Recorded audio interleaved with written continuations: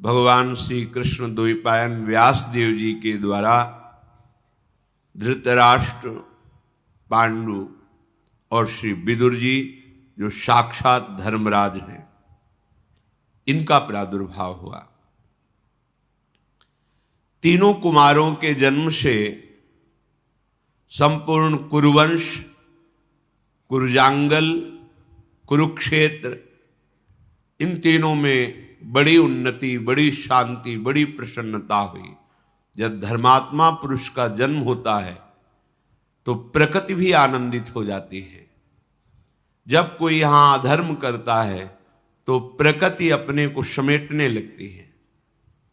जिस जलवायु से, अन्न से हमारा प्राण पोषण होता है, ये सब पृथ्वी गुप्त करने लगती है।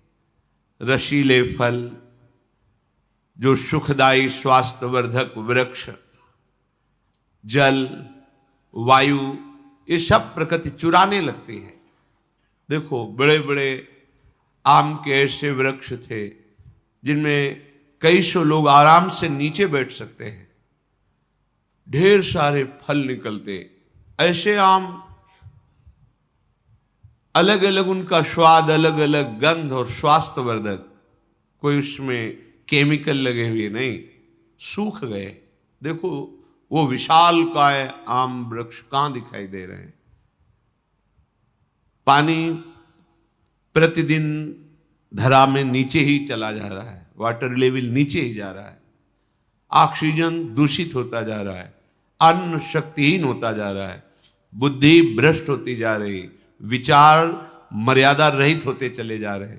ये इसका कारण है धर्म का पालन न करना, सत्य मार्ग में न चलना, भागवत धर्मों का पालन न करना। तो यहां कोई सुखी नहीं रह सकता। अभी थोड़ा अवसर है। कुछ ऐसे महापुरुष हैं जिन्होंने जीवन को जगत मंगल के लिए समर्पित करके निरंतर भगवत भजन में लगे। उनका प्रभाव संपूर्ण प्रकृति के दोषों को नष्ट किए हुए है। जिस दिन इस धराधाम पर ऐसे भजनानंदी महापुरुष अंतर ध्यान हो जाएंगे, हाहाकार मच जाएगा। धर्म भगवान का साक्षात स्वरूप है। जब ये भगवान व्यास देव जी के द्वारा धृतराष्ट्र, पांडु और विदुर जी प्रकट हुए, प्रकृति आनंदित हुई, क्योंकि साक्षात धर्म प्रकट हुआ है। उस समय की प्रजा सत्य व्रत का पालन करने वाली, स्वभावतः याज्ञिक कर्मों में प्रवृत्ति, जैसे अभी स्वभावतः भोगों में प्रवृत्ति, उस समय भागवतिक कर्मों में प्रवृत्ति, धर्मानुकूल रह करके ही कोई क्रिया करना और एक दूसरे से ऐसा व्यवहार करना जिससे प्रसन्नता बढ़े, सुख बढ़े। महाभागवत भीष्म जी संपूर्ण राज्य में घोषणा कर दी, हमारे राज्य में कोई अधर्माचरण नहीं करेगा, सबको धर्म पूर्वक शास्त्र संयम के अनुसार वर्ताव करना होगा। और हर नगर में बड़े बड़े देव स्थान बनाए जाएं, हर नगर में यज्ञ कराई जाए। उनकी आज्ञा का पालन होता। धीरे धीरे तीनों कुमार बड़े हुए, उनका यज्ञोपवीत संस्कार हुआ। कुरुकुल के प्रधान प्रधान पुरुष, अन्य नगरवासी, सब तरफ एक ही बात सुनाई देती थी, दीयताम भुज्यताम चेति वाचो श्रूयंत सर्वशः। दो, दूसरों को दो, दूसरों को खूब पवाओ, दूसरों को सुख पहुंचाओ। यही संपूर्ण नगर में दूसरों को दो, दूसरों को सुख पहुंचाओ, दूसरों को भोजन पवाओ, दूसरों की विपत्ति में सहयोग करो। ये भागवत धर्म है। स्वसुख वांछा ये राक्षसी भाव है। धृतराष्ट्र जी, पांडु और परम बुद्धिमान धर्मस्वरूप विदुर जी, इनके प्रकट होने पर भीष्म जी को बहुत प्रसन्नता थी। इनको अपने पुत्र की भांति पालन किया। जो कुल परंपरा के संस्कार हैं वो कराए, फिर नियम से इनको ब्रह्मचर्य व्रत दिया गया। ये प्रणाली है जीवन को स्वस्थ, विवेकपूर्ण और प्रसन्नता पूर्वक काटने के लिए। ये जीवन प्रसन्नता पूर्वक कटे, इसके लिए ब्रह्मचर्य अत्यंत आवश्यक विषय है। ब्रह्मचर्य व्रत का भीष्म जी ने उन्हें पालन करवाया। एक होता है आजीवन नैष्ठिक ब्रह्मचर्य, एक होता समय के द्वारा ब्रह्मचर्य। जब तक पाणी ग्रहण संस्कार नहीं होता तब तक ब्रह्मचर्य। फिर उन्हें वेदों का स्वाध्याय कराया। स्वाध्याय में तत्परता पूर्वक, लगन पूर्वक भीष्म जी ने आदेश करके इन तीनों कुमारों को लगाया। फिर इनको शिक्षा दी आसन, प्राणायाम, व्यायाम। तो भीष्म जी ने उन्हें व्यायाम, प्राणायाम, आसनों का ज्ञान। जैसे आप कुछ मिनट सीधे आसन, हर नस नाड़ी में ऊर्जा शक्ति प्रवेश करती है। जब हम प्राणायाम, व्यायाम ये नहीं करते, आसन आदि, तो बहुत से अंग ऐसे हैं जिनको क्रियाशील होने में बड़ी कठिनता पड़ती है। प्राणवायु का शोधन, व्यायाम, इससे रक्त पवित्र होता है, हर अंग क्रियाशील हो जाता है। छोटी छोटी अवस्थाएं हैं, शुगर है, ब्लड प्रेशर है, ये सब आप अपनी दिनचर्या में ही नहीं तो कैसे? तेज कांति प्रकट होती है शरीर से जब प्राणायाम, व्यायाम, शुद्धन, धर्म पूर्वक चलना, बड़ा आनंदमय जीवन होता है। जब ये तीनों कुमार युवावस्था को प्राप्त हुए, धनुर्वेद, अश्वसवारी, गदायुद्ध, ढाल तलवार की, गज शिक्षा, नीति शास्त्र, ये सब शिक्षा दी गई, क्योंकि चक्रवर्ती सम्राट के पुत्र हैं, पदाधिकारी हैं, तो इन सब में प्रवीण होना अनिवार्य है। भीष्म जी ने अपने बड़ों के प्रति कैसा शिष्टाचार करना चाहिए इसकी शिक्षा कराई। वेद वेदांगों के तत्वज्ञ महापुरुषों से बैठाल कर वेदांत शिक्षा कराई। गृहस्थी धर्म में ऐसे प्रवेश नहीं होता था, पूर्ण ज्ञान, पूर्ण एक तरह से महात्मा बनकर गृहस्थी में जाना, क्योंकि माया से युद्ध करना है। धनुर्विद्या में पांडु जी महाराज सबसे बढ़ चढ़ करके पराक्रमी वीर हुए। धृतराष्ट्र में शारीरिक बल अमोघ, क्योंकि नेत्र नहीं थे। और विदुर जी समस्त नीतियों के ज्ञाता, पूर्ण धर्म का ज्ञान रखने वाले, धर्म की सबसे ऊंची अवस्था को प्राप्त। अयम तु परमो धर्मो यदि योगे नात्म दर्शनम। धर्म की ऊंची अवस्था का नाम है आत्मज्ञान, अर्थात विदुर जी आत्मज्ञान संपन्न महापुरुष हुए। समस्त राष्ट्र के लोग ऐसे राजकुमारों को देखकर सुखी हुए। वीर पुत्रों को जन्म देने वाली काशीराज की दोनों पुत्रियां बहुत आनंदित हुई कि हमारे राजकुमार समस्त शास्त्र, शस्त्र, धर्म, राजनीति इसके ज्ञान से पूर्ण हुए हैं। हस्तिनापुर के सिंहासन पर विराजमान करने के लिए जब बड़े बड़े धर्मज्ञों और भीष्म जी के साथ विचार हुआ, तो धृतराष्ट्र जी को आंखों से अंधे होने के कारण उन्हें राज्य नहीं दिया गया और महाराज पांडु को उस सम्राट पद पर अभिषिक्त करने का निर्णय लिया गया। गंगानंदन भीष्म जी बड़े ही तत्वज्ञानी महात्मा, महाभागवत और हर धर्म के ज्ञाता थे। विदुर जी को बुलाया और कहा, बेटा ये हमारा कुल सद्गुणों से संपन्न है और संपन्न बना रहे, इसलिए इसकी रक्षा करना धर्म से ही युक्त होकर के, और तुम्हें धर्म का पूरा ज्ञान है। भूतल पर तुम्हारे जैसा धर्म का ज्ञानी कोई नहीं है, क्योंकि साक्षात धर्मराज है। कैसी भी परिस्थिति हो तुम सदैव धर्म का ही उपदेश करना। भगवान श्री कृष्ण द्वैपायन व्यासदेव जी की हमारे कुल के ऊपर बड़ी कृपा है। अब हमारा ये कुल आगे बढ़े, अब तुम ऐसा उपाय करो। हमें गुप्तचरों द्वारा पता चला है कि यदुवंशी शूरसेन जी की कन्या, जिनका प्रथा नाम है, राजा कुंती भोज ने गोद में उन्हें ले आए हैं और वो हमारे कुल के अनुरूप हैं।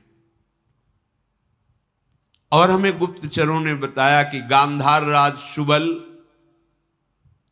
मद्र नरेश, इनकी भी कन्याएं हमारे कुल के अनुरूप हैं। हमने पता लगाया है ये सब धर्माचरण करने वाली और बड़ी ही सुंदर उत्तम स्वभाव वाली हैं। तो हमारे यहां इनका विवाह संबंध हो, ऐसा तुम विचार करो। भीष्म जी ने विदुर जी से कहा। विदुर जी बोले, भगवान आप हमारे पिता हैं, आप हमारी माता हैं, आप ही हमारे परम गुरु हैं। आप जैसा कह रहे हैं अक्षरशः सत्य है, वही विधान किया जाए जिससे तीनों राजकुमारियां हमारे यहां पधारे। भीष्म जी ने उत्तम ब्राह्मणों को सबसे पहले गांधार राज सुबल की पुत्री शुभलक्षणा गांधारी जी के यहां भेजा। पता लगा कि वो देवाधिदेव महादेव जी की उपासना में तन्मय है। गांधारी जी कैसा जीवन, पवित्र जीवन होता। वरदायक भगवान शंकर की आराधना करके 100 बलवान पुत्रों के प्राप्त होने का वो वरदान प्राप्त कर चुकी हैं। ठीक पूरा पता लगाकर भीष्म जी ने गांधार राज जी के पास अपना दूत भेजा और कहा पूरा परिचय ठीक से देना जाके कि धृतराष्ट्र आंखों से रहित है, कहीं छुपाव मत करना। धृतराष्ट्र के लिए हमारे ये गांधारी ठीक रहेंगे, जाकर उनको प्रार्थना करो, निवेदन करो। गए, मैं हस्तिनापुर से आया हूं, बड़ा स्वागत हुआ उनका। और गांधारी जी को धृतराष्ट्र के लिए हम वरण करते हैं। दूत ने भीष्म जी की बात कही। जब गांधारी जी ने सुना कि मेरा वरण अंधे से हो रहा है, मेरे माता पिता राजी हो रहे हैं, उसी समय उन्होंने एक मोटा रेशमी वस्त्र लेकर कई परत करके अपनी आंखों में बांध लिया। ब्याह नहीं हुआ, ब्याह की बात चली है। सुंदरी तपस्या परायण कह सकती थी मुझे अंधा पति नहीं चाहिए। माता पिता राजी, तुरंत रेशमी वस्त्र मोटा लेकर कई परत करके आंखों में बांध दिया। यदि मुझे ऐसे पति के साथ वर्ण किया जा रहा है जिसकी आंखें नहीं, तो मैं भी जीवन में किसी को नहीं देखूं। उसी समय पट्टी बांध ली। क्या धर्म है, क्या निष्ठा है। गांधारी उसी समय निश्चय किया कि अपने पति की हर विधान से मुझे सेवा करते हुए पातिव्रत धर्म का पालन करना है। अपने पति में कभी दोष नहीं देखूंगी, कभी उनकी आज्ञा का उल्लंघन नहीं करूंगी। गांधार राजकुमार शकुनी बड़े ही प्रवीण थे, द्यूत क्रीड़ा में, राजनीति में और छल विद्या कपट विद्या में भी। युवावस्था थी। पिताजी से आदेश लेकर अपनी बहन गांधारी को बड़ी सेना के साथ सुरक्षित हस्तिनापुर लेकर आए और बड़े आदर सत्कार के साथ भीष्म जी को प्रणाम करके कहा आपकी सूचना मिली, तो ये हमारी बहन है, धृतराष्ट्र जी के लिए हम समर्पित करते हैं। बहुत सा ऐश्वर्य भी लेकर के आए हुए थे। भीष्म जी की सम्मति से शास्त्र के अनुसार गांधारी जी का धृतराष्ट्र के साथ विवाह हुआ। शकुनी ने अपनी बहन को बहुत सा रत्न आभूषण आदि दहेज में दिया। भीष्म जी ने शकुनी का सम्मान किया। इसके बाद वो गांधार राजकुमार वापस चले गए। गांधारी स्वभाव, सदाचार, सद्व्यवहार, इन तीनों को अपने दृष्टि में रख करके धृतराष्ट्र की सेवा करती। क्या हमारे पति का स्वभाव है? पति के स्वभाव की अनुकूलता लेकर चलना। कैसा समर्पण कि वर वरण की चर्चा सुनकर आंख में पट्टी बांध ली। कैसा धैर्य। भला एक दिन आंख में पट्टी बांध के देखो, घबराहट पैदा हो जाएगी। आंख होते हुए भी संसार को ना देखना, क्योंकि मेरे का वर्ण ऐसे पति के साथ जिसके आंख नहीं है। सुंदर वर्ताव करते उन्होंने धृतराष्ट्र और समस्त गुरुजनों को प्रसन्न कर लिया। यदुवंशियों में श्रेष्ठ महामनस्वी शूरसेन जी हुए हैं, जिनके पुत्र भगवान के पिता वसुदेव जी, इन्हीं शूरसेन के पुत्र हैं वसुदेव जी। उनको एक कन्या हुई थी जिसका नाम पृथा रखा गया था। बहुत ही रूपवान और स्वभाव में बहुत ही गंभीर स्वभाव की थी। शूरसेन के एक मित्र थे कुंती भोज। दोनों में मित्रता में पहली प्रतिज्ञा कर रही थी कि जब हमारी पहली संतान होगी वो हम आपको भेंट करेंगे। ऐसा शूरसेन ने कुंती भोज से किया था। शूरसेन जी की पहले कन्या हुई पृथा जी। उन्होंने अपने मित्र को बुलाया और कहा, प्रतिज्ञा थी जो पुत्र या पुत्री होगी वो आप स्वीकार कर दीजिए।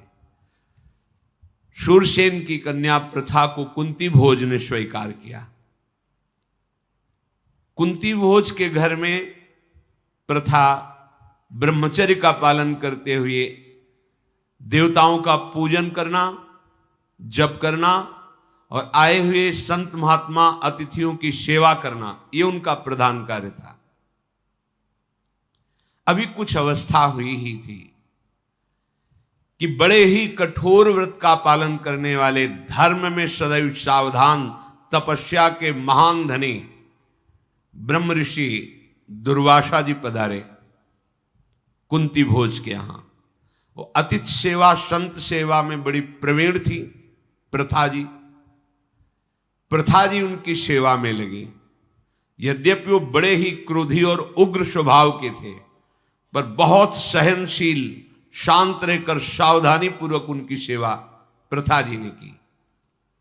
राजकुमारी प्रथा की सेवा से यद्यपि अत्यंत उग्र स्वभाव और कठोर स्वभाव के दुर्वासा जी बहुत प्रसन्न हुए और कहा कि बेटा, तुमने हमें रिझा लिया।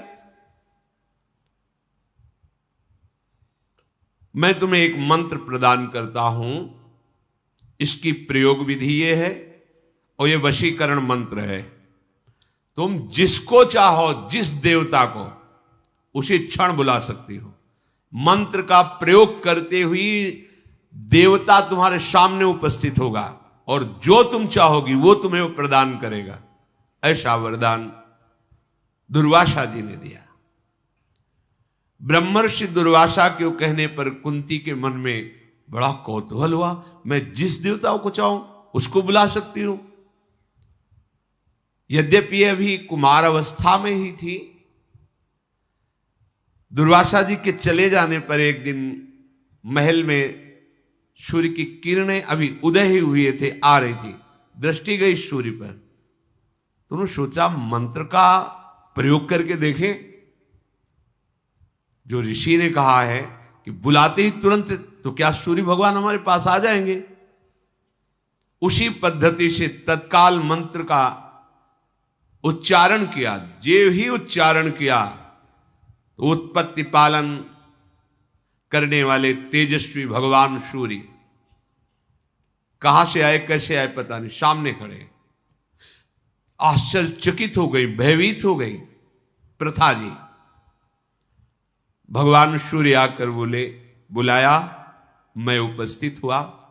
बोलिए किस कार्य के लिए बुलाया, कौन सा तुम्हारा प्रिय कार्य करूं?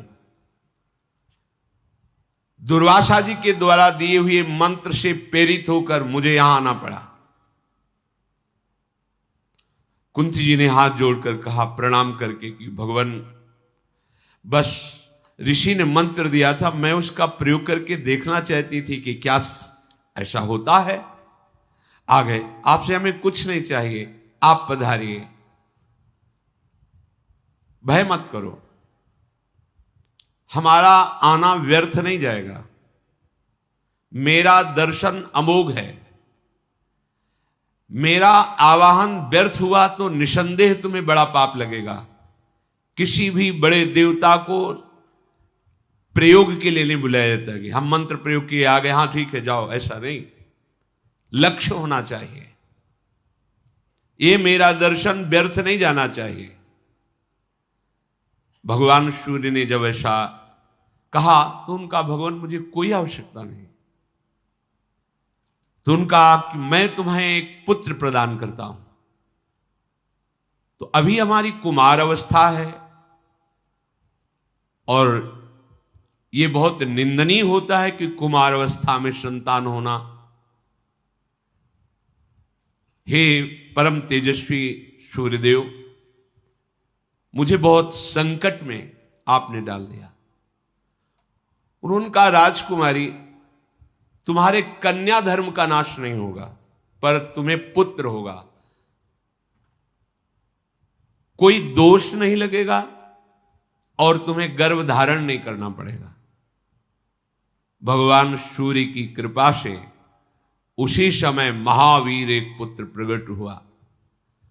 वो जन्म से ही दिव्य कवच और कुंडल धारण किए हुए, भगवान सूर्य के समान, जैसे सूर्य का प्रतिबिंब, ऐसे तेजस्वी बालक।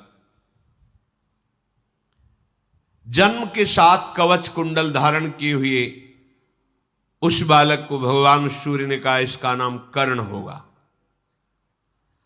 और सब लोकों में महान दानी और बड़ा वीर ये पुत्र होगा।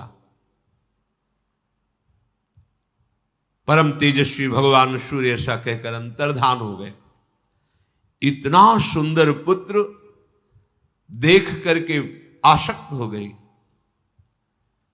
अब प्रथा जी ने, जिनका नाम कुंती हुई, कुंती जी ने हृदय में बड़ा दुख किया कि किसी से कह नहीं सकती कि ये मेरा पुत्र है, अब क्या करूं। बहुत विचार करके यही निर्णय निकला कि इस पुत्र को अपने पास तो हम रख ही नहीं सकती। गुप्त रूप से अपने को छिपाती हुई उस महाबली पुत्र कर्ण को जल में प्रवाहित कर दिया, ऐसे काष्ठ की उसमें जिसमें डूबे ना और कोई उठा ले, ऐसी भावना करके जल में छोड़े हुए उस नवजात शिशु को एक सूत पुत्र अधिरथ थे जो उपासना कर रहे थे, उनके पुत्र नहीं हो रहा था, तो नदी में खड़े हुए मंत्र जाप कर रहे थे, तो बालक के रोने की आवाज आई। देखा, समीप गए, इतना तेजस्वी बालक। उन्होंने विचार किया भगवान ने साक्षात हमें बालक दिया है। पत्नी सहित उस अपने बालक को लेकर के यही घोषित किया मेरा पुत्र है। और उस बालक का नाम कवच कुंडल आदि के साथ होने के कारण वसुसेन रखा। वसुसेन। धीरे धीरे बालक बड़ा हुआ, अस्त्र विद्या में बहुत प्रवीणता, उपासना में बहुत ही धैर्य। सूर्य उदय जिधर होता है उस तरफ मुख करके खड़े हो जाते हो, जब सूर्य पीठ पे लगते तब तक जल में खड़े हुए हाथ उठाए केवल मंत्र जपते रहते। बाल्यावस्था में कर्ण जी, यह आराधना थी इनकी। सूर्य उदय होने के पहले ही हाथ उठाकर जल में यहां तक खड़े हो जाते, और जब सूर्य उदय होकर के पीठ में लगते तब वो मंत्र उपासना को विश्राम देते, सूर्य उपस्थान प्रणाम करके। ऐसे मंत्र में जप में लगे हुए बुद्धिमान वीर कर्ण का ये नियम था कि जिस समय मैं आराधना में, उस समय कोई प्राण भी मांगे तो मैं दे दूंगा, ना नहीं निकल सकता। जब भगवान सूर्य ने देखा कि इसका नियम पक्का है और कोई भी मांगेगा तो ये सब कुछ दे सकता है, तो स्वप्न में आके कहा कि बेटा तुम मेरी आराधना कर रहे हो और मैं भी तुम्हारा पिता हूं, इसलिए तुम्हें संकेत कर रहा हूं कि एक समय ऐसा होगा देवराज इंद्र ब्राह्मण के रूप में इसी उपासना के बीच में आएंगे और तुमसे कवच कुंडल मांगेंगे, तुम उन्हें मत देना। कवच कुंडलों का वो अपहरण कपट पूर्वक करना चाहते हैं, क्योंकि जब तक कवच और कुंडल विराजमान रहेगा कोई तुम्हारे शरीर का छेदन भेदन नहीं कर सकता। मैं तुम्हें ये संकेत दे रहा हूं कि कोई भी ब्राह्मण आकर यदि कवच कुंडल मांगे तो मत देना, क्योंकि ब्राह्मण नहीं, वो देवराज इंद्र होंगे, मुझे पता है। कर्ण ने कहा भगवान मेरा नियम है, यदि उस समय इंद्र या कोई भी ब्राह्मण आकर के मुझसे याचना करेंगे तो आपके इस आदेश का पालन मैं नहीं कर पाऊंगा। मैं उसके हित के लिए प्राण भी दे दूंगा। एक कवच कुंडल क्या है? और कहीं देवताओं के अधिदेवता इंद्रदेव ब्राह्मण रूप में आवे और ये जान लेने पर भी कि वो मुझसे मांग रहे हैं देवराज इंद्र, मैं नहीं रुक सकता, मैं तो दूंगा ही। स्वप्न में ऐसा कहकर भगवान सूर्यदेव अंतर्धान हो गए। कर्ण ने विचार किया ये स्वप्न नहीं था, ये तो साक्षात जैसा ही था।